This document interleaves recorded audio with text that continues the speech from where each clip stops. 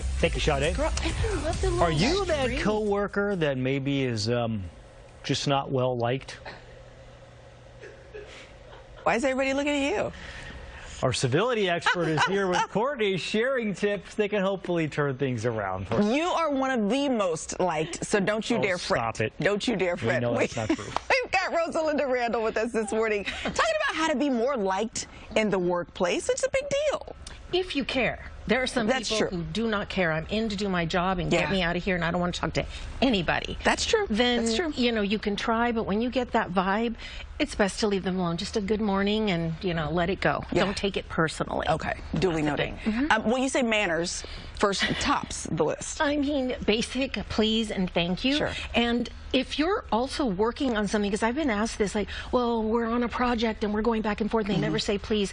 That's the thing. If you're back and forth, you say please after and thank you. And sometimes if you're in a rush, I need this now, especially in a situation like this, you don't expect to please and thank you until afterwards.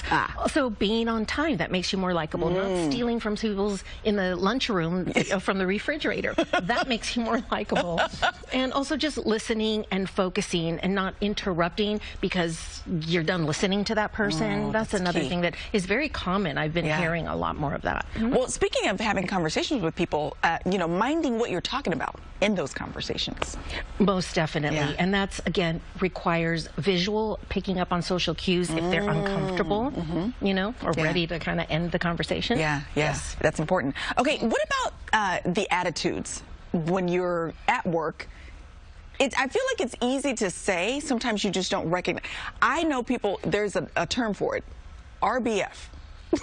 I've not heard. That's your face just rests in a... And that's just how... resting bitter face, yes. Bitter face. You can't control that that's your face. You can't? Well... Yes, we can.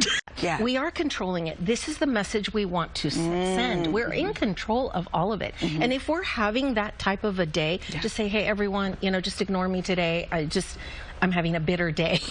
You know, and that's it. But the moodiness, that's another thing that doesn't make you likable. And I don't mean day to day here and there. I mean from hour to hour. Like, do we approach her now, or is she in a good mood? You know, just always. That's very difficult for coworkers, and it doesn't make you very likable. Walking on eggshells is tough. Well, and the last tip was to mingle with everyone. And I'll ask you about that because not everybody is comfortable. They might be shy, but you suggest that that's a good way to be likable.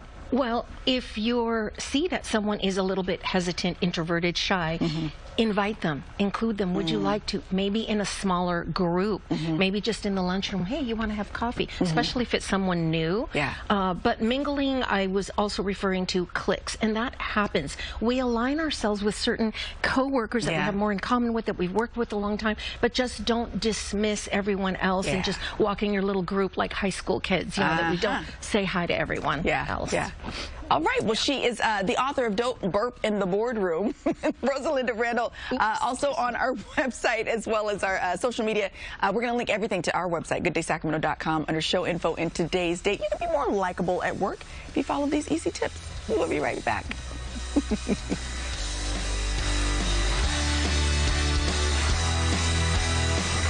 Primetime.